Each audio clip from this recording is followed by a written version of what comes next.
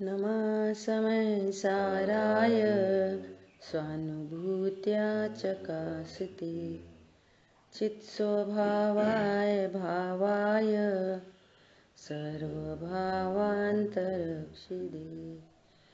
वन्दितु सर्वसिद्धे ध्रुवमचलमणोवमं गतिं पत्ते वोक्षामि समयपाहुड मृमो सुध केवली भड़िदम। समय सारजी ग्रंथाधिराज मोक्ष अधिकार पर अपनी स्वाध्याय चल रही है। इस अधिकार के अंतर्गत कल अपन ने रिवीजन किया शुरू से इस अधिकार का, और 306, 307 ये गाथा रह गई थी। बाकी अब तक का अपना पूरा रिवीजन हुआ। अब यहाँ आगे विषय बढ़ते हुए कल लास्ट में श्लोक में ये चर्चा आई 187, 85, 86, 87 कह रहे हैं जो मोक्षार्थी है, जो सुखार्थी है, सुखी होना चाहता है, वो इस सिद्धांत का सेवन करे, मैं तो एक शुद्ध चैतन्य में परम ज्योति ही हूँ। देखो जितने भी समस्याएं हैं ना बाहर की, जो सुखी होना चाहते हैं, कोई अपना दुख बता रहा है, मेरा पति तो मुझे बहुत परेशान करता है, मेरी बात नहीं मानते, वगैरह वगैरह, तो सुखी होना है कि हाँ, निर्णय करो, मैं तो एक शुद्ध चैतन्य में परम ज्योति ही हूँ। हर समस्या का समाधान है। जब मैं एक चैतन्य में परम ज्योति हूँ तो फिर मैं स्त्री नहीं तो कोई पुरुष नहीं तो पति नहीं, सब स्वाधीन परिणमन चल रहा है। वहाँ पर धन नहीं है, समस्या बहुत है। मैं तो एक शुद्ध चैतन्य में परम ज्योति हूँ, अनंत गुणों का धनी हूँ, अनंत शक्ति संपन्न हूँ। बाह्य जगत का वैभव क्या हमें सुखी बना सकता? मिल गया समाधान, हो गए सुखी। शरीर में बहुत रोग है, मैं तो एक शुद्ध चैतन्य में परम ज्योति ही हूँ, शरीरी गायक हूँ, वो देह का परिणमन देह में। अभी समझो फिर भी किसी के चित्त में नहीं बैठती कि यदि पत्नी, बच्चे, पति आदि आदि अपने को परेशान करें तो दुख नहीं होगा। हाँ, दुख इस बात का है कि मैं स्त्री हूँ, पुरुष हूँ, ये मेरे संयोगी हैं, इस बात का दुख है। हस्ती से बोलो, अपने को आत्मा नहीं जानने से दुख, मिथ्याचार की पर्याय उत्पन्न हो रही है। वे कोई दुख ही नहीं कर रहे, वो तो भिन्न परिणमन है। ये बात यहाँ से समझ में आती है। धन नहीं है तो दुख नहीं होएगा। अगर धन के अभाव में दुखी हो तो फिर मुनिराज को दुखी होना चाहिए। मैं एक शुद्ध चैतन्य में परम ज्योति ही हूँ, ऐसा नहीं जानने से मिथ्याचारित्र रूप दुख होता है। धन नहीं है इसलिए दुख नहीं होता। शरीर में रोग आदि होने से दुख नहीं होता, होता ही नहीं है। शरीर में कोड़ फूट गया, सिर पर सिगड़ी जल रही है, गले में सर्प डला है, दुख नहीं हो रहा। क्यों नहीं हो रहा? मैं तो शुद्ध चैतन्य में एक परम ज्योति ही हूँ। इसके आश्रय से भी क्या हो रहा है? दुख मिट रहा है और सुख की वृद्धि हो रही है। दुख मिटता जा रहा है, सुख की वृद्धि होती जा रही है। इसलिए जो सुखार्थी हैं वो इस सिद्धांत का सेवन करें। अब ये कह रहे हैं जिसने ऐसा निर्णय कर लिया वो किसी परद्रव्य को अपना क्यों कहेगा? और आपने निर्णय नहीं किया है और परद्रव्य को अपना कहते हो। तो फिर आगे का कलश कह रहा है कि तुम अपराधी हो। पर को अपना कहने वाला, जानने वाला, मानने वाला अपराधी है। जगत में और पारलौकिक में इतना अंतर है कि जगत में अपनी पत्नी को पत्नी कहोगे तो अपराधी नहीं कहते। जगत में, जगत की ये व्यवस्था है। और दूसरे की पत्नी को देखने की कोशिश करोगे, ताकने की कोशिश करोगे तो अपराधी कहेंगे। पारलौकिक बात ऐसी है कि जो पत्नी, जिसको अपनी पत्नी कह रहे हैं, अगर उसको भी ताकने की कोशिश करोगे, उसको सुखरूप जानोगे तो अपराधी हो। ये पारलौकिक है। क्या कहा? दूसरे के घर को अपना घर कहोगे तो लौकिक व्यवस्था है, ये लौकिक अपराध है। पारलौकिक अपराध ये है कि ये पुद्गल के घर को अपना घर कहोगे तो तुम अपराधी हो। समझ में आ रही है? इतना जमीन आसमान का अंतर है लौकिक पारलौकिक में। दूसरे के शरीर का ध्यान रखोगे, अपने शरीर का ध्यान रखोगे तो लौकिक में उसे अच्छा कहेंगे, बहुत अच्छा है, बहुत वात्सल्य। और यहाँ अपने ही शरीर का ध्यान रखा जाएगा।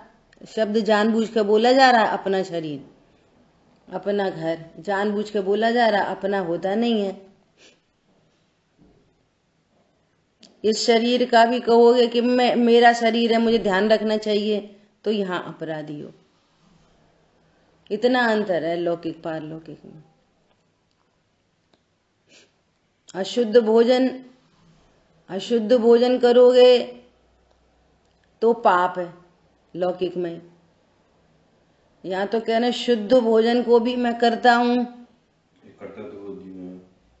इससे सुख होता है, यहाँ अपराध है। क्या बोला? शुद्ध भोजन करता हूं, ये भी अपराध, ये अपराध है। क्यों अपराध है? अनाहारी स्वरूप को नहीं जानते। समझ में आ रही है बात? अरे और तो छोड़ो, जिस गुण भेद के माध्यम से, जिस पर्याय भेद के माध्यम से भगवान आत्मा हूं ऐसा जाना जाता है, यदि आप उस पर्याय भेद गुण भेद में रुकोगे तो अपराध है। और तो बातें छोड़ दो सारी, अपने को गुण भेद रूप जानोगे तो अपराध है। क्यों अपराध है? वस्तु गुण भेद रूप होती नहीं है तो भी मिथ्यात्व का बंध हो रहा है। मैं मात्र जानने वाला हूं ऐसा जानने पर भी मिथ्यात्व का बंध हो रहा है। क्या कहा? मैं अभेद अखंड पिंड हूं, अनंत गुणमयी अभेद वस्तु हूं। बस यहां से मोह मिटना चालू होता है। हो अभेद का लक्ष्य भेद का कर्ता वर्जन। जिन भेदों के माध्यम से वस्तु को जाना गया, अब वस्तु को जानने पर वे भेद कुछ काम के नहीं है। क्या कहा? वे भेद अब किस काम के हैं? किस काम के नहीं, जानने के समय काम आ रहे थे बस। यहां तक अपराध है। मैं मात्र जानने वाला हूं, यहां तक अपराधी वृत्ति है वो। और तो अब उन सब की बात तो छोड़ो, मैं दान कर सकता हूं, करूं कि नहीं करूं, करने वाला हूं कि नहीं करने वाला, तो फिर वो व्यवहाराभास है। अब ये सब बातें छोड़ो, मात्र जानने वाला हूं यहां तक मिथ्यात्व बंधता है। क्यों बनता है मिथ्यात्व? बोलो, कौन बताएगा? अब मैं जानने वाला हूं, इस समय इतने में अब क्या प्रॉब्लम रह गई? बोलो। जानने वाली एक समय की पर्याय है और मैं अभेद अखंड एक ज्ञायक भाव हूँ। बहुत बढ़िया। ये तुम एक समय की पर्याय मात्र हो। जानने वाली तो एक समय की पर्याय है। मैं तो अभेद अखंड हूं, पूरा द्रव्य हूं मैं, तो एक समय की पर्याय वाला हूं। इसमें भी त्रिकाली ध्रुव का निरादर होता है। ध्रुव का अपमान है, और जब तक ध्रुव का अपमान है तब तक मोह है, मोह बनता है, हिलता नहीं है बिल्कुल। ये समझना, मैं तो एक शुद्ध चैतन्य में परम ज्योति ही हूं, एक। ऐसा सो कह रहे हैं कि ऐसा जानने वाला अब कोई पर को अपना क्यों कहेगा, और अभी भी कोई पर को अपना कहता है तो वो अपराधी है। इसलिए वो कह रहे हैं कि मैं शुद्ध आत्मा हूं, ऐसा सेवन करो। अब आगे व्यवहार ने के अवलंबी ने ऐसा कहा कि शुद्ध आत्मा का सेवन कैसे करो, अभी तो अपन अशुद्ध है, शरीर की क्रिया हो रही है, अशुद्ध है, परिणाम पाप के परिणाम हो रहे हैं, अशुद्ध हैं। पूजा पाठ करेंगे तो शुद्ध हो जाएंगे, जब शुद्ध होंगे तब अनुभव करेंगे, तब विचार करेंगे कि मैं शुद्ध हूं। हैं अशुद्ध और शुद्ध जानो, कि वो द्रव्य स्वभाव को नहीं जानता। इसलिए उसने ऐसा प्रश्न उठाया। तब यहाँ पर कह रहे हैं कि ये जो प्रतिक्रमण आदि जो भाव हैं, तो अब अप्रतिक्रमण अर्थात जो पाप रूप भाव हैं, इनसे तो बंद होता ही है, ये तो विषकुंभ है ही है। लेकिन जो प्रतिक्रमण है शुभ भाव रूप, ये भी विषकुंभ हैं, क्योंकि ये भी बंदरू भाव हैं। इनमें पाप को नाश करने की सामर्थ्य नहीं है, पाप का नाश तो करते ही नहीं है, नंबर एक, और स्वयं ही बंद रूप है, तो इनसे कौन से प्रयोजन की सिद्धि होगी भैया। खून के दाग से कौन सा खून किस खून से खून का दाग धुलेगा? अशुभ आश्रव शुभ आश्रव से मिट जाएगा क्या? अरे उसका प्रतिपक्षी चाहिए, ओपोजिट। पानी चाहिए, पानी डालते जाओ और वो खून का दाग धुल जाएगा। ऐसे ही ज्ञान जल चाहिए, ज्ञान का जल, शुद्ध जल, है ना। तो संवर निर्जरा से आश्रव बंध मिटता है, आश्रव से आश्रव नहीं मिटता, संवर निर्जरा से आश्रम मिटता है। और संवर निर्जरा शुद्ध आत्मा के आश्रय से प्रकट होता है। इसलिए क्या करो, कल मीनल बहन जी से चर्चा हुई रात में, तो ये बता रही कि वहां पे है ना भी शिखर जी में, तो मान लिया कोई पानी में कोई चींटी गिर गई बाई चांस, पूरी सावधानी से काम करती हैं तो भी गिर गई, एकदम दुख होता है, अरे चींटी मर गई, अब क्या करें, पानी क्या करें।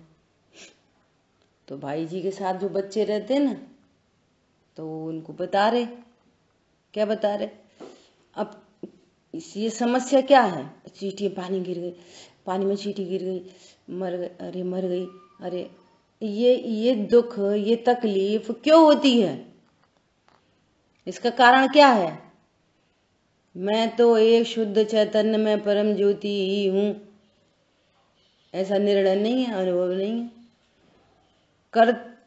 कर्तृत्व के जहर में आकुलता होती ही है, जहां कर्तृत्व है वहां आकुलता होती ही है।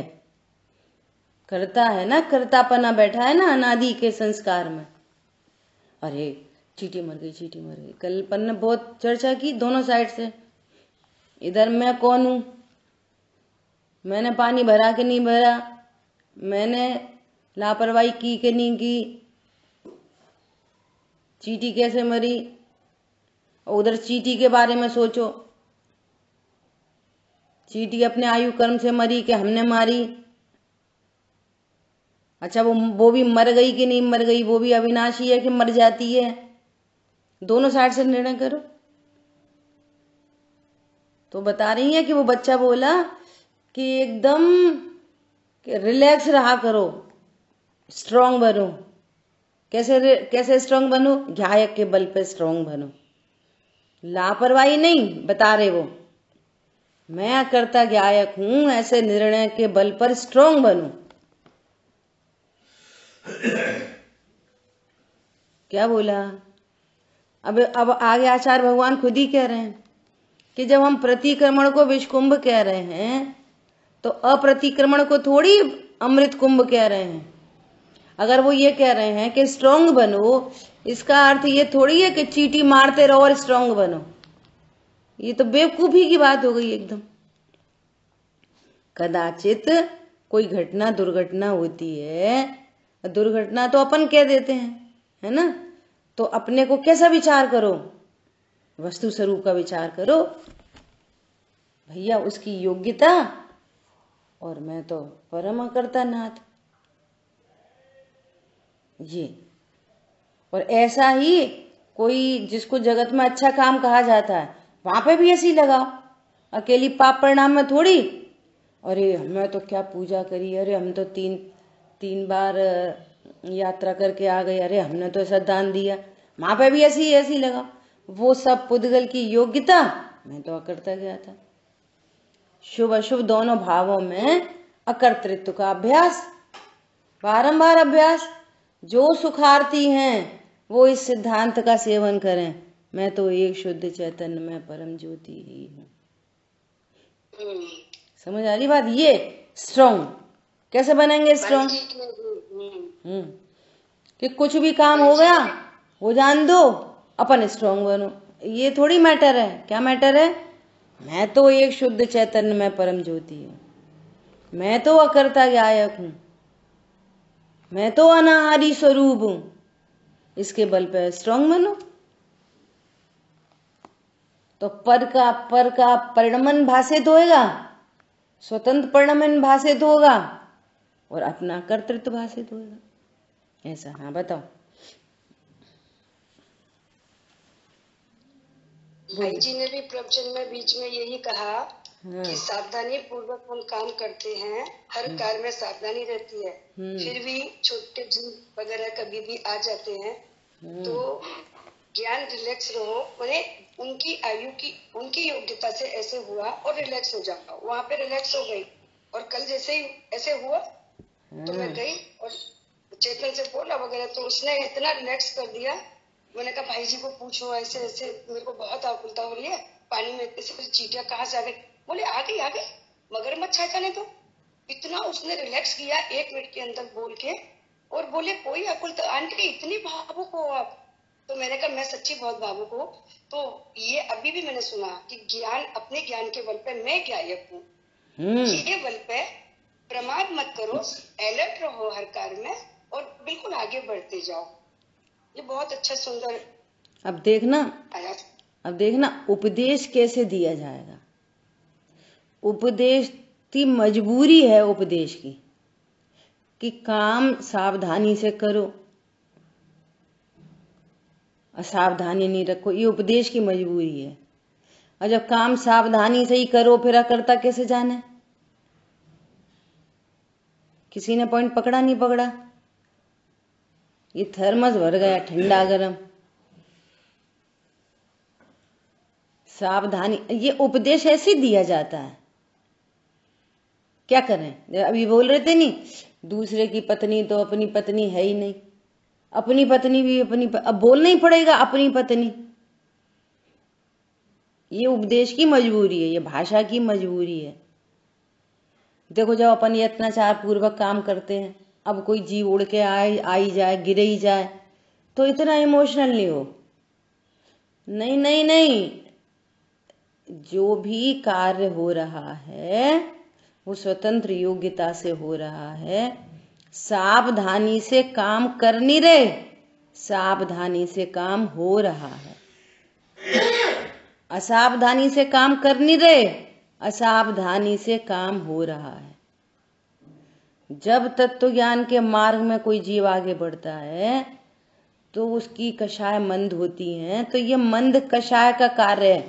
सावधानी से कार्य होना मंद कषाय का कार्य है। ध्यान से सुनो, मेरा कार्य नहीं है सावधानी से काम करना।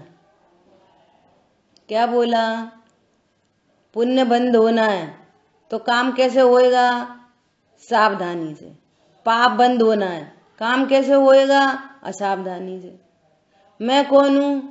जब अच्छे से काम नहीं हो रहा सावधानी से तो पाप भाव का कार्य है और उसकी नैमित्तिक क्रिया शरीर की क्रिया हो रही है, तो शरीर की क्रिया असावधानी से होएगी, क्योंकि उन दोनों का निमित्त नैमित्तिक संबंध है, पाप भाव का और शरीर की क्रिया का। ऐसे शुभ भाव का और शरीर की क्रिया का निमित्त नैमित्तिक संबंध है। समझ में आया? तो सावधानी कौन करेगा? कौन करता है सावधानी? बोलो। ज्ञान सावधानी रखता है। अरे सावधानी से कार्य, मंद कषाय से सावधानी से कार्य, वो मंद कषाय का काम है। कषाय की जब मंदता होगी तो काम सावधानी से होगा, मेरा कार्य नहीं है। और असावधानी से काम होएगा तो जानते हुए भी, ज्ञान का कार्य इसलिए नहीं कह रहे उसको, जानते हुए भी असावधानी से कार्य होएगा और जानते हुए सावधानी से कार्य होगा। जानना दोनों जगह है।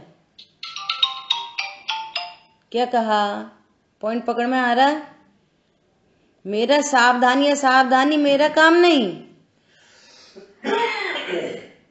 भेद से कहो तो मेरा काम जानने का है और अभेद से कहो मैं तो जाननहार हूं। अब जाननहार के बल पर रिलैक्स रहो, ये कहना है।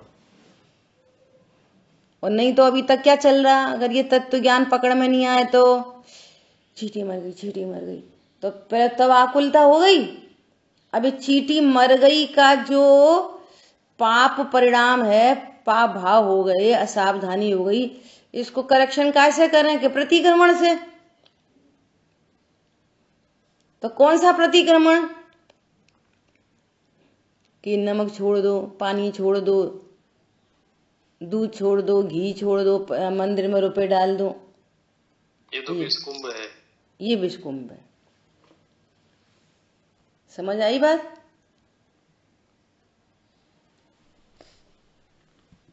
ये तो विषकुंभ है, ये कहना है। और अब स्वरूप समझ में आया कि ये परिणाम भी हुए कदाचित कि नहीं भैया पानी की असावधानी हुई, अब हमारा 2 घंटे का पानी का त्याग। वो एक जग भर कर रखा था पानी कि 2 घंटे के लिए यूज हो जाएगा, और अब चींटी गिर गई तो पानी तो अपन ने झाड़ में डाल दिया, तो अब हम 2 घंटे हमारा पानी का त्याग। ये तत्व ज्ञान वाले को भी ये भाव आएंगे शुभ परिणाम, लेकिन वो पानी पीने का करता नहीं देखेगा, चींटी मरने का करता नहीं देखेगा, इस मंद कषाय का जो भाव हुआ इससे धर्म नहीं जानेगा। ये प्रतिक्रमण नहीं है ऐसा जानेगा, ये प्रतिक्रमण नहीं है ऐसा जानेगा। स्वभाव के आश्रय से उसको तीसरी भूमिका का अप्रतिक्रमण पर्याय उत्पन्न होगी। तीसरी भूमिका जो आनंद रूप है, जो संवर निर्जरा रूप है, जिससे कर्मों की निर्जरा होगी। भाव प्रतिक्रमण। भाव प्रतिक्रमण, उसको भाव प्रतिक्रमण बोलो, उसको तीसरी भूमिका अप्रतिक्रमण बोलो, उसको संवर निर्जरा तत्व बोलो, सब एक अर्थवाची है। और जिसको यहाँ प्रतिक्रमण कह रहे हैं विषकुंभ, उसको द्रव्य प्रतिक्रमण कहो। द्रव्य प्रतिक्रमण वो शुभ भाव रूप है। ठीक है। अब आचार्य भगवान ने नीचे बहुत गजब की बात बोली थी कि ये प्रतिक्रमण अप्रतिक्रमण शुभ अशुभ भाव, इसकी जो चर्चा कर रहे हैं कि ये दोनों विषकुंभ है, तो हमारा पर्पस ये नहीं है कि तुम्हारे शुभ भाव मंद कषाय मिटाना चाह रहे। कितनी गजब की बात कह रहे हैं कि इनसे अगोचर कुछ अति दुस्तर करवाना चाहते हैं, समवॉट वेरी वेरी डिफरेंट, जो तुमने आज तक जाना नहीं, जिसको आज तक कभी किया नहीं, जिसका स्वरूप ही नहीं समझा। ये पुण्य पाप में तो सारी दुनिया खेल रही है। मुसलमान भी पुण्य पाप करते हैं। अभी धवला जी में त्रियंच गति के जीवों की बंध की बात चल रही है। इनको कितनी प्रकृतियों का बंध होता है। त्रियंच गति के जीवों को तो वहां पे बात चल रही है कि त्रियंच गति का जीव देवायु बांध लेता है। इसमें क्या है? त्रियंच गति का जीव देवायु बांध लेता है। अच्छा बोलो, एक खास बात कि नरक जैसे जो कर्म प्रकृतियां हैं ना, थोड़ी सी चर्चा कर रहे हैं, पर बात सामने आ गई तो ध्यान से सुनना सब लोग। मूल में कितने कर्म है? कौन बताएगा? 2 कर्म। कौन कौन से? घाती और अघाती। घाती अघाती। घाती कितने प्रकार के? 4। अघाती कितने प्रकार के? 4, है ना, 8 हो गए। अब इनकी उत्तर प्रकृतियां करेंगे तो टोटल मिला के कितनी हो जाती हैं? 148 कर्म प्रकृति, है ना। कैसे? ज्ञानावर्णी की 5, मति ज्ञानावर्ण, शुद्ध ज्ञानावर्ण, ऐसे दर्शनावर्णी, मोहिनी की 3, दर्शन मोहिनी की 25, चारित्र मोहिनी की, ऐसे करके 148 हो गई। अब 148 को अभेद विवक्षा में समराइज करते हैं तो वो 120 रह जाती हैं। जैसे एक समय में जैसे स्पर्श रस गंध वर्ण नाम कर्म की प्रकृतियां हैं तो उनके 20 भेद होते हैं, तो एक समय में एक ही बंधेगी ना, तो ऐसे अभेद विवक्षा में एक एक ले ली। इस प्रकार से ऐसे समझो, उनकी समरी करो, अभेद विवक्षा करो तो वे 120 रह जाती हैं। अब 120 कर्म प्रकृति आपको नहीं समझ में आ रही तो 148 ही रखो, है ना। तो इन प्रकृतियों की चर्चा चल रही है। अपन को कैसा लगता है कि ये जो 120 प्रकृतियां हैं, इनका बंध किनको ज्यादा होता होगा? नारकी जीवों को, देवगति के जीवों को, मनुष्य गति के, त्रियंच गति के जीवों को किनको ज्यादा बंध होएगा? तो पता क्या अर्थ निकल रहा है कि नारकी जीव मरकर वापस नरक में नहीं जाता, और नारकी जीव 1 इंद्री, 2 इंद्री, 3 इंद्री, 4 इंद्री नहीं होता, तो नरक गति का जीव देवगति में भी नहीं जाता। तो सोचो, वो नरक में रहने वाला जो जीव है उसको कुल 120 में से 101 प्रकृतियां बन सकती हैं, बस। वो दूसरी जगह जाता ही नहीं है तो वह प्रकृति उसको बनती ही नहीं है। अपन इन चीजों को समझते नहीं तो क्या समझते हैं? नारकी को सबसे ज्यादा बंद होता होगा, सबसे ज्यादा प्रकृतियां उसी को बनती होंगी। अब वहां वो तो जाता ही, देखो मनुष्य है ना, वो 1 इंद्री, 2 इंद्री, 3 इंद्री में चला जाएगा। मनुष्य है वो नरक में चला जाएगा। मनुष्य है वो देवगति में भी चला जाएगा, और मनुष्य मर के मनुष्य भी बन जाएगा। और नारकी मर के नारकी नहीं बनता, और नारकी मर के देव नहीं बनता। नारकी तो सिर्फ त्रियंच और मनुष्य बनता है, और त्रियंच में भी 1 इंद्री, 2 इंद्री नहीं बनेगा। देखो गजब की बात। तो उसको नरक में बंधने वाली सिर्फ 101 प्रकृतियां हैं 120 में से। तो सबसे कम तो नारकी की हो गई। हाँ, समझ आ रही बात?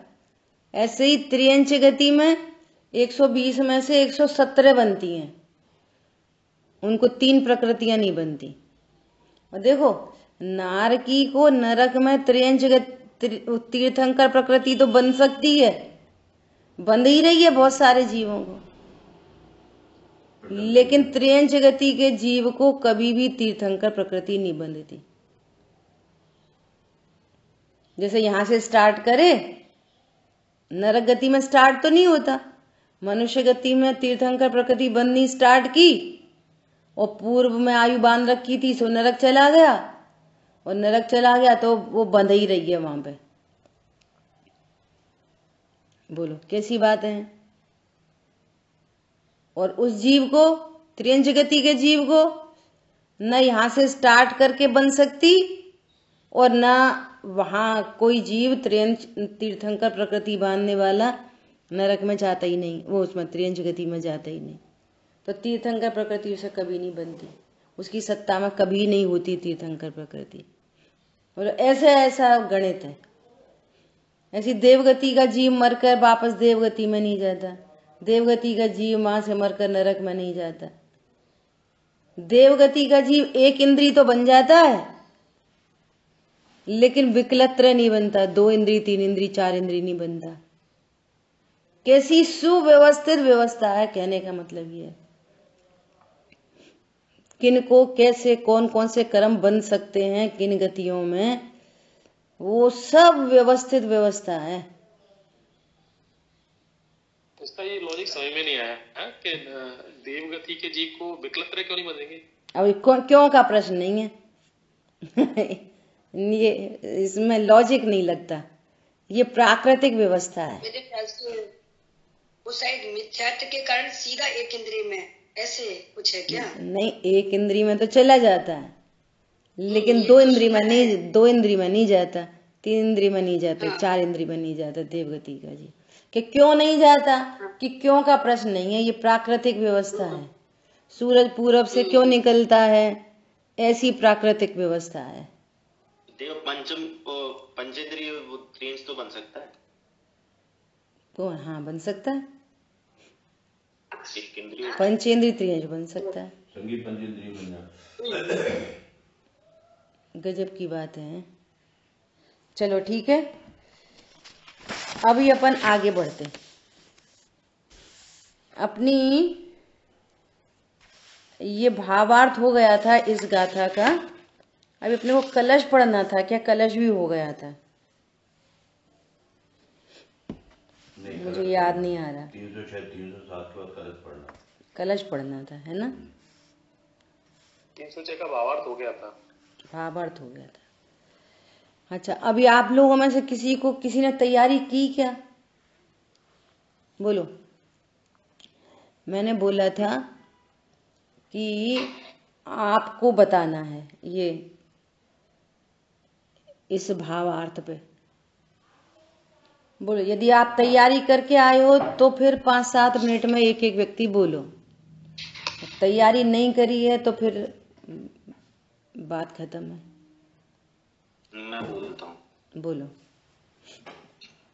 तो यहाँ पे 306 और 307 गाथा की यहाँ पे चर्चा चल रही है। उससे पहले अमृतचंद्र आचार्य देव ने, उससे पहले जो उन्होंने एक अलग से स्पेशल टीका लिखी, तो वहां पे उन्होंने ये बात कही कि जो व्यवहारने के जो लंबी जो पुरुष हैं, वो ऐसे तर्क देते हैं कि शुद्ध आत्मा की उपासना करने से लाभ क्या है, हम उसकी उपासना क्यों करें, क्योंकि जो प्रतिक्रमण आदि हैं वो निरपराधत्व प्रकट करते हैं, और जो अति प्रतिक्रमण है वो विषकुंभ है, उनको दूर करते हैं, और जो प्रतिक्रमण आदि हैं वो अपराध को दूर करने वाले हैं, इसलिए अमृत कुंभ है।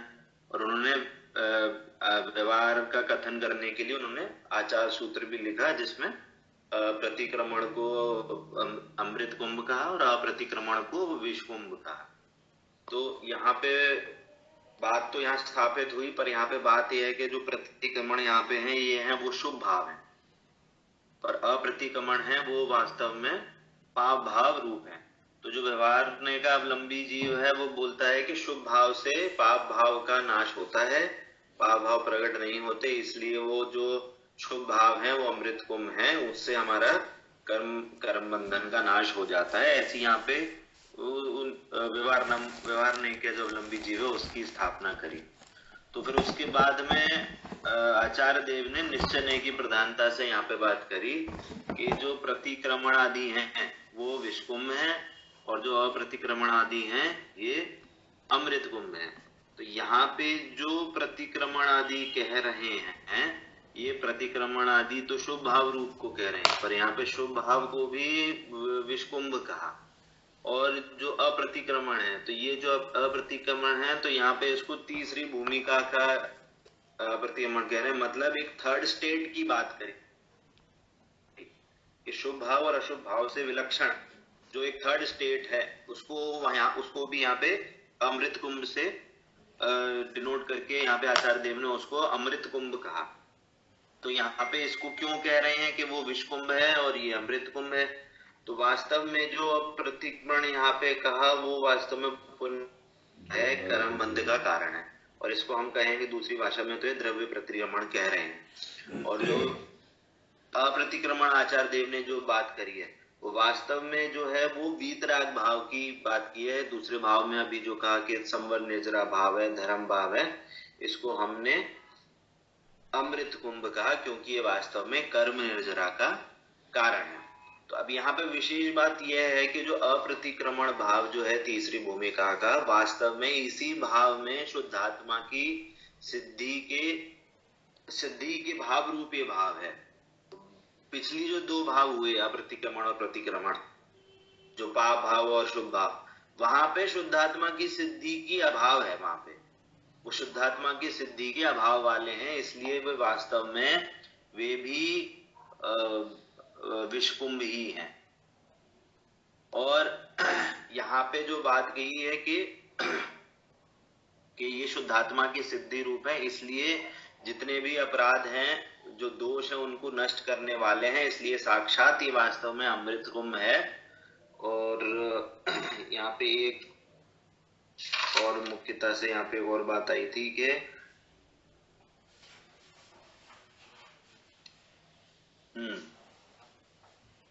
तीसरी भूमिका जो है वो तीसरी भूमि से ही आत्मा निरपराधी होता है। और तीसरी भूमिका के अभाव में द्रव्य प्रतिक्रमण आदि भी अपराध ही है। यदि वो तीसरी भूमिका का जो अप्रतिक्रमण है यदि वो नहीं होगा और द्रव्य प्रतिक्रमण आदि भाव ही होते रहेंगे तो वास्तव में वो अपराध ही कहलाएगा, उससे आत्मा की सिद्धि नहीं होगी। इसलिए यहाँ पे ये सिद्धि कहने का मतलब है, यहाँ पे आचार्य देव ने यहाँ पे हेंस प्रूव्ड करके एक यहाँ पे एक थ्योरम बताई और उसको प्रूव भी किया कि जो वास्तव में जो तीसरी भूमिका है वो ही वास्तव में निरपराधत्व को सिद्ध करती है, और जो बाकी दोनों भाव हैं वो वास्तव में अपराध सहित ही हैं। और एक और यहाँ पे ऐसी बात करी कि जो वास्तव में जो ये जो द्रव्य प्रतिक्रमण आदि हैं वास्तव में ये तीसरी भूमिका को साधते हैं। एक यहाँ पे इसकी भी यहाँ पे स्थापना करी। तो और यहाँ पे लास्ट में ये भी कहा कि जो हम निश्चय की बात करते हैं तो उससे द्रव्य प्रतिक्रमण आदि को छुड़ाते नहीं है, उसको हम छुड़ाते नहीं है, उसको हमने उसका स्वरूप बता के उसको उसका लक्षण बताया कि इससे आत्मा की इसमें सिद्धि नहीं होती, परंतु इससे जो अति दुष्कर जो भाव है, जो तीसरी भूमिका का प्रतिक्रमण, हम उसको करवाने का हमारा भाव है। उस तरफ तुम्हारी जो सोच है वहां तक तुम्हारी सोच पहुंचाने का भाव है। इसलिए यहाँ पे तीसरी भूमिका के ही वास्तव में तीसरी भूमिका में ही जो भाव प्रतिक्रमण कहें, अप्रतिक्रमण कहें, संवर निर्जरा कहें, वही वास्तव में हमें तुमको दिखाने का भाव है। ये बात यहाँ पे आई।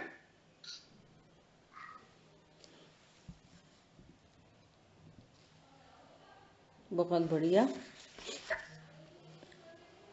कुछ मिसिंग हुआ हो, कुछ गलत हुआ हो तो नहीं, सब बढ़िया है। एक सेंटेंस थोड़ा सा गड़बड़ था कि शुभ भाव से पाप उत्पन्न नहीं होता, ऐसा नहीं है। तो बात उत्पन्न की नहीं चल रही है, ये तो बिल्कुल फैक्ट है कि जिस समय शुभ भाव होगा उस समय अशुभ नहीं होगा। तो शुभ भाव से पाप भाव उत्पन्न नहीं होता, ये तो फैक्ट है। पर यहाँ पे उत्पन्न की बात नहीं चल रही, यहाँ पर कह रहे हैं कि जो पूर्व में दोष हो चुके, भूतकाल की बात चल रही है। भूतकाल में जो दोष हो चुके उन दोषों का निराकरण शुभ परिणाम से नहीं होगा, क्योंकि वे भी बंध रूप हैं। और चरणान योग की शैली में शुभ परिणामों को शाबाशी दी जाती है, उसको अमृत कुंभ कहा जाता है। सो कोई प्रॉब्लम नहीं है। स्यादवाद है ना, स्यादवादी तो सदा प्रसन्न रहता है, स्यादवादी तो सदा जीता है। चरणान योग के कथानुसार यदि उसको अमृत कुंभ कह दिया कोई बात नहीं, कह दिया, लेकिन हमारा ज्ञान जानता है कि वे दोनों बंधरू भाव होने से विष कुंभ हैं, इनसे कोई मोक्ष मार्ग नहीं होता। और सीधी सीधी बात है, पीछे गाथा निकल गई, जो जागता व्यवहार में वह सो रहा निज कार्य में। सीधी सीधी बात है, जो जागता व्यवहार में वह सो रहा निज कार्य में, और जो जागता निज कार्य में वो सो गया व्यवहार में।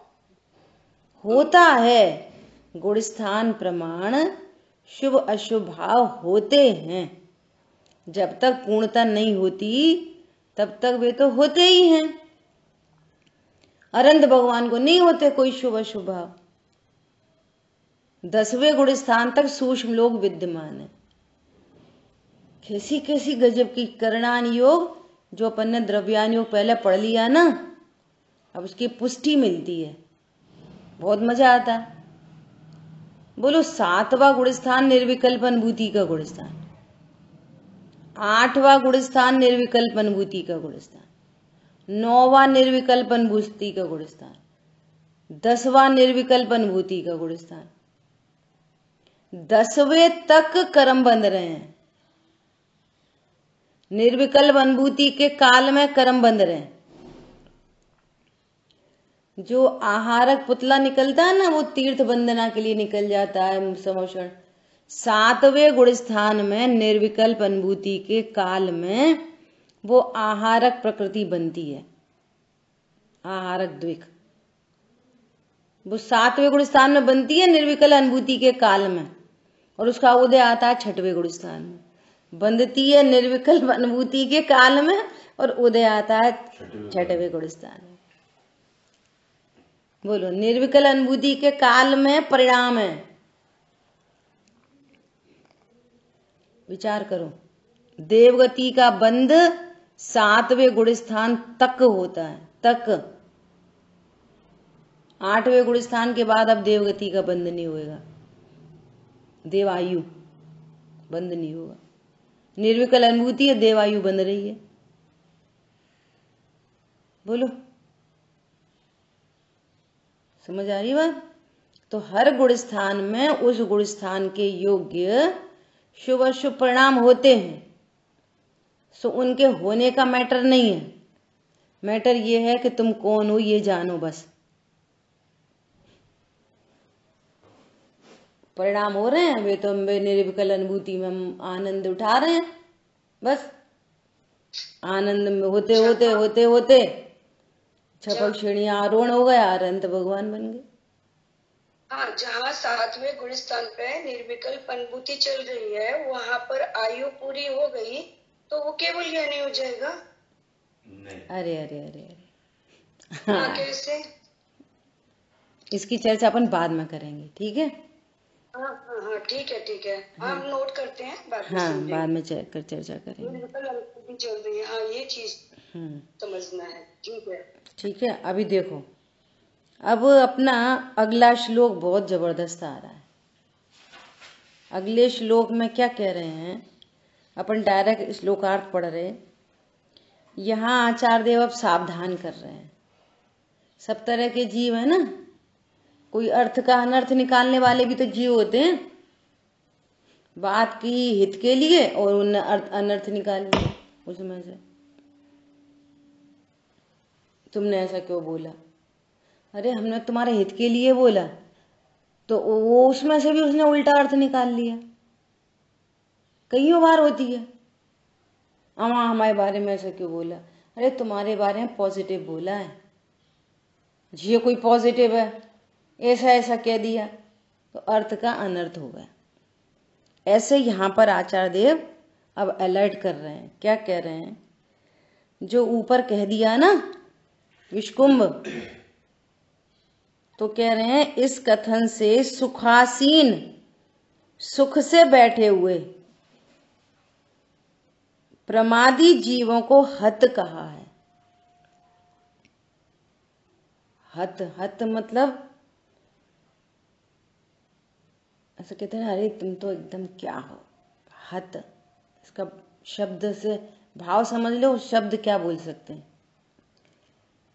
हत कहा है, ब्रैकेट में लिखा है, अर्थात उन्हें मोक्ष का सर्वथा अनधिकारी कहा है। जो इसका अर्थ नहीं समझ पाए,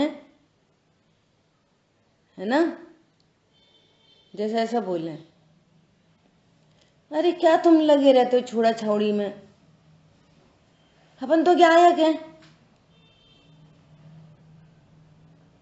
भाई देखो, हम तो ऐसा शुद्ध भोजन, ऐसा शुद्ध पानी, ऐसा चना पानी, बस पानी ही छानते रहो, बस जड़ की क्रिया में लगे। अरे गायक हूं ऐसे जानो। इनको हत कहा है, ये मोक्ष के अनाधिकारी हैं। अरे जब पानी छानने की क्रिया है, हे अर्थात कि ये धर्म नहीं है, हे मतलब ये धर्म नहीं है। हे का अर्थ ये थोड़ी है कि अनछना पानी पियो, अनछना पानी प्रयोग करो। अरे अनछना पानी इस्तेमाल करना ही पाप रूप है। छोड़ा छाड़ी में कुछ नहीं रखा, तो फिर खाने खाने में क्या रखा? उनसे प्रश्न है। जब छोड़ा छाड़ी का ही निषेध कर रहे हैं, क्या तुम ऐसे छोड़ छोड़ में लगे हो? अरे तत्व ज्ञान करो। जैसा अभी इनका एग्जाम्पल, अरे इतने आकुलित क्यों हो रहे हो? अरे गायक के बल पे आनंद करो, स्ट्रांग बनो। ये शब्द बहुत अच्छा है, स्ट्रांग बनो। गायक के बल पर स्ट्रांग बनो। देखो, सबसे कल से इन्होंने बोला ना ये स्ट्रांग बनो, तो मुझे कल से ये वाली बात बहुत अच्छी लग रही है।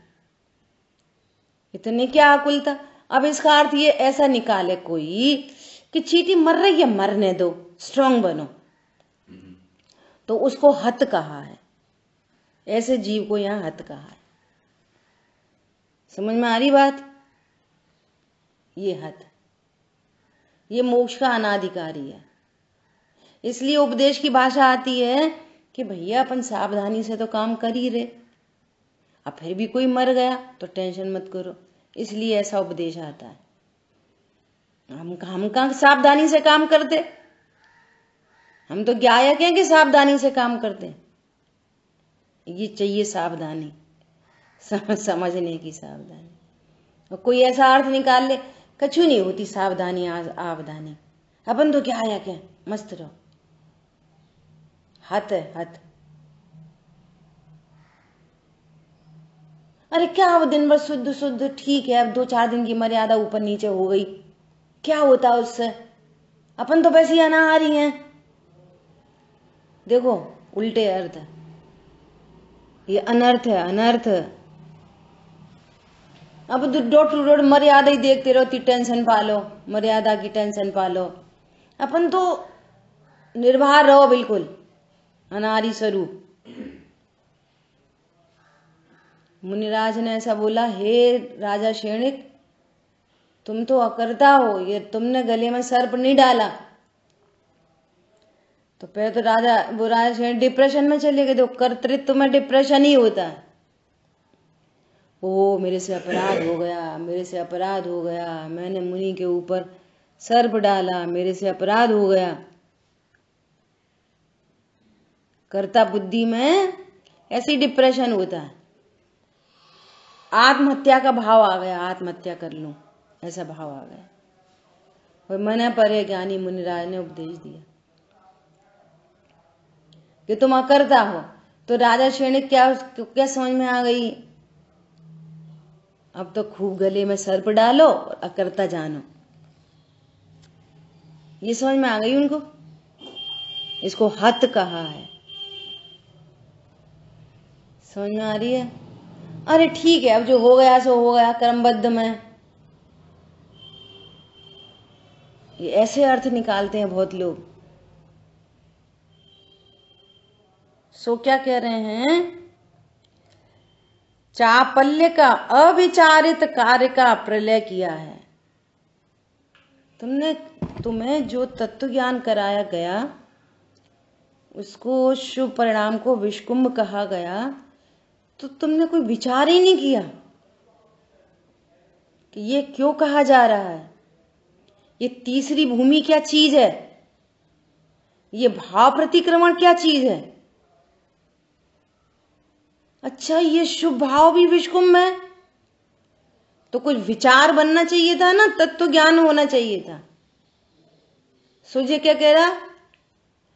अरे देखो, जिनवाणी में इसको विषकुंभ कहा, तुम कहां लगे शुभ भावों में, तो ये मोर मर के अशुभ में चला गया। शुभ अशुभ भावों से अतिक्रमण करके कोई तीसरी भूमि का स्वभाव की सन्मुखता के द्वारा तत्व ज्ञान करना चाहिए था।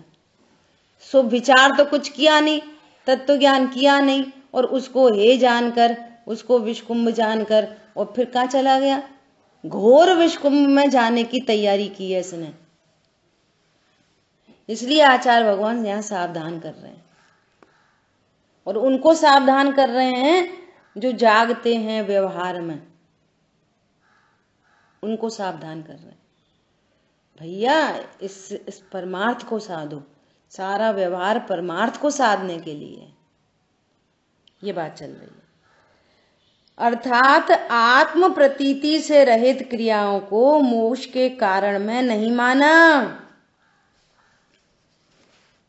या तो जो व्यवहार में ही मग्न है, सो क्या कह रहे हैं, उसको जड़मूल से उखाड़ के फेंक दिया। जो व्यवहार ने का अवलंबन करते हैं, व्यवहार में ही मग्न है, शुभ भावों को ही जीवन जानते हैं, शुभ परिणाम से ही मोक्ष होगा। पहले वाले में क्या कहा, पहले पॉइंट में, कि इसका अनर्थ करते हुए जो पाप परिणाम में ही वापस चले गए, उनको तो हत कह दिया, इन्हें तो अनर्थ किया।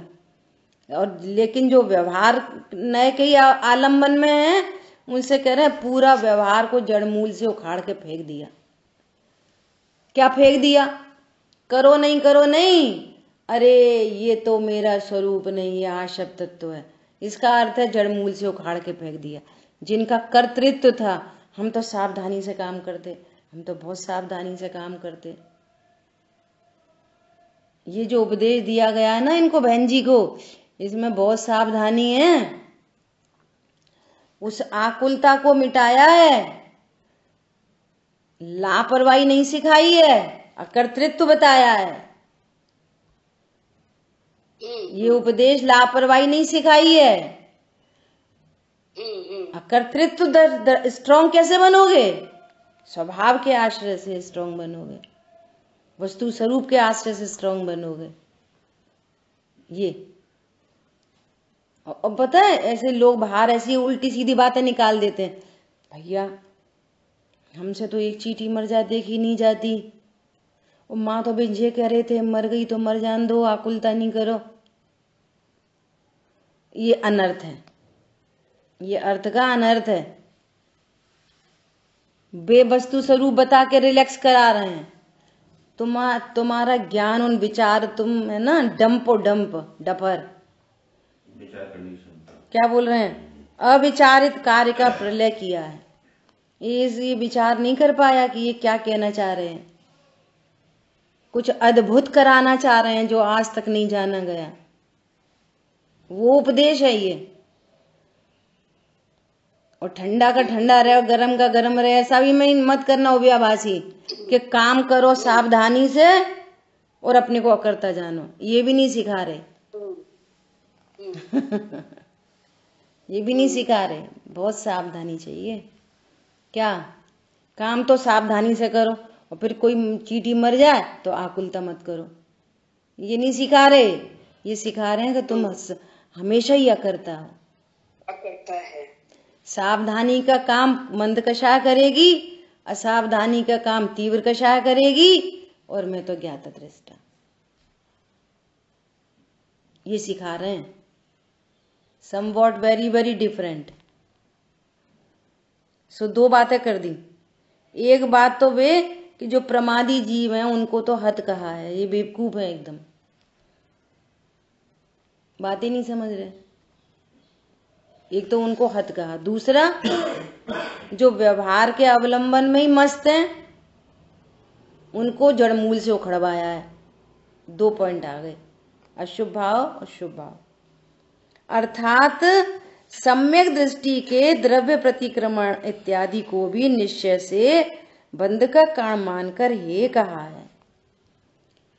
निश्चय से जो सम्यक दृष्टि है उनको भी जो द्रव्य प्रतिक्रमण के भाव आते हैं, अरे अकर्ता जानने के बाद भी कषाय की मंदता होती है, तब भी ऐसी लगता है अरे यार ये चींटी मर गई, तब भी ऐसा भाव होएगा। तो होएगा वो तो जब तक कषाय की मंदता है। फिर वापस विचार आएगा, आगे से और सावधानी से काम करेंगे, ऐसा विचार आएगा वो तो अभी। परंतु वो मैं इस भाव का करता हूं, ये अच्छा भाव है, एक ज्ञायक भाव के आगे अब कोई मंद कषाय का भाव अच्छा नहीं लगता। समझ में आ रही है बात? अभी भी ऐसे शुभ भाव आएंगे। अब फिर से शुभ भाव आ जाए तो अपने निर्णय पे क्वेश्चन मार्क नहीं लगाना, अरे इतने दिन में रह के आए, इतना सुन समझ के आए, हमें तो अभी भी टेंशन हो जाती है। वो होएगी, अभी होएगी, होने दो, स्ट्रांग बनो, मैं तो ज्ञायक हूं। लापरवाही होएगी, अभी लापरवाही भी होएगी, और अभी सावधानी भी होगी, कषाय प्रमाण, गुणस्थान प्रमाण, लेकिन स्ट्रेंथ बनेगी ज्ञायक के बल पे। स्ट्रांग बनेंगे ज्ञायक के बल पे, होएगी वो तो अभी। पता है भाई जी ने और एक प्रवचन में और एक बात कही इसी को लेके, कि जब हम केवल ज्ञान प्राप्त कर लेंगे और जब सिद्ध भगवान के बीच होंगे तो 3 लोग जो में सब झलकेगा हमारे ज्ञान में, तब कैसे कर पाओगे सहन? तो भाई जी ने एक नॉर्मल में भी एक चीज कही, सभी को संबोधन किया, बहुत बहुत आनंद आया, नहीं ज्ञान रिलैक्स हुआ। ये बात सही है, सावधानी रखना है, और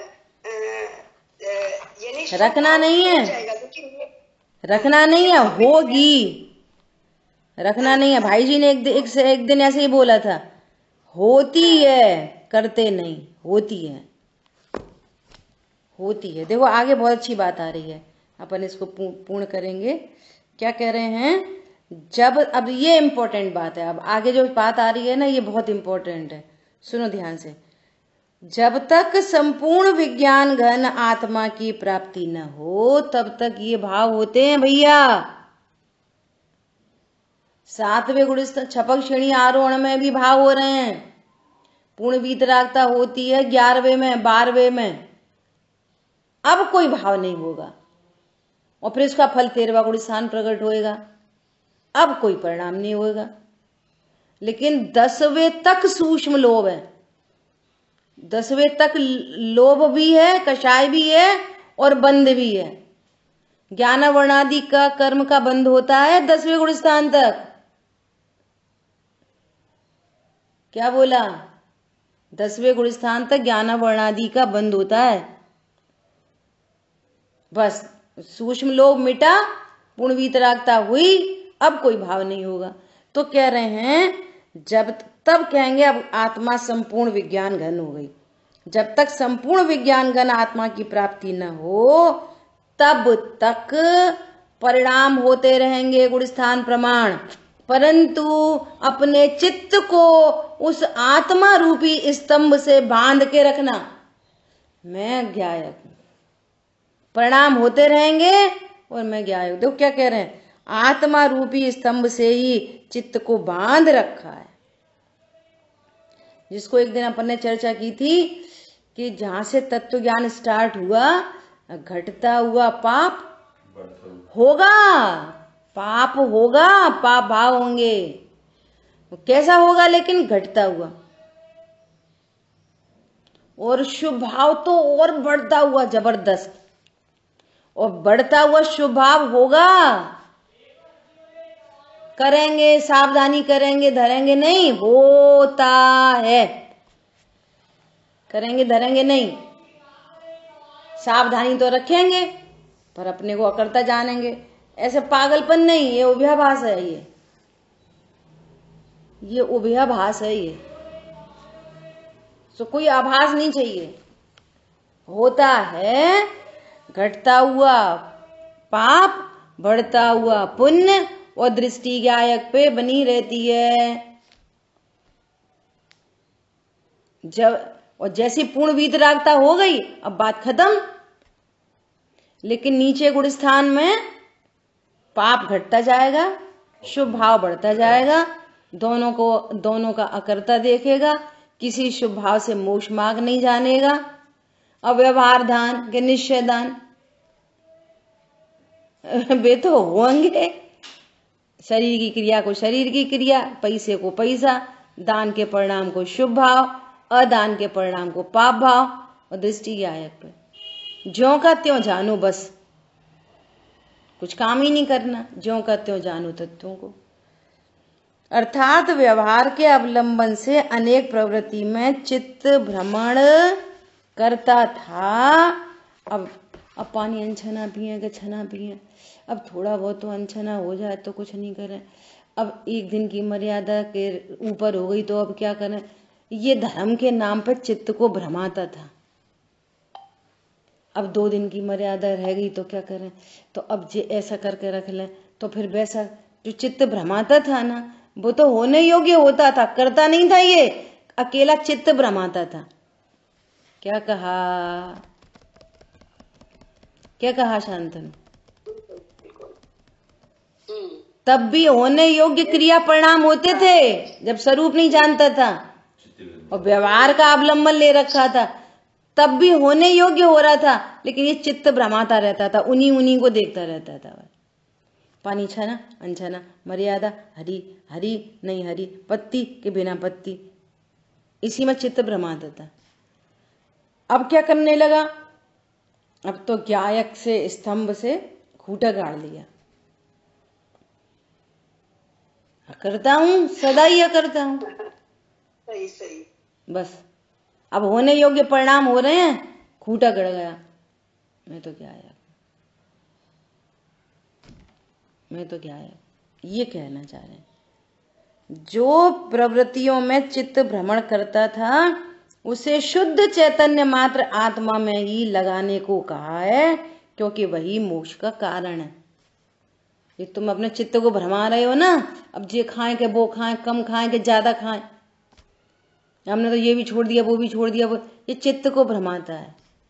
इसलिए उधर से पूरे उपयोग को हटा के अकर्ता ज्ञायक है ऐसा आत्मा में लगाने को कहा है, क्योंकि एक त्रिकाली ध्रुव भगवान आत्मा ही मोक्ष का कारण है।